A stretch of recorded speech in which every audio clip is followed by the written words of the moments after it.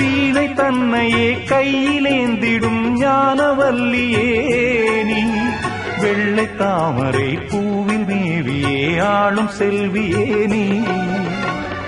எந்தன் வாக்கு மேடையில் இன்று ஆடும் வாணியே எந்த நாளும் மேன்மையில் என்னை ஏற்றுமேனியே அன்னை நீ அல்லவா இன்னும் நான் சொல்லவா நீதான் தெய்வம் நீதான் செல்வம் கீதம் சங்கீதம் நீதானே நாள்தோறும் நான் பாடக் காரணம்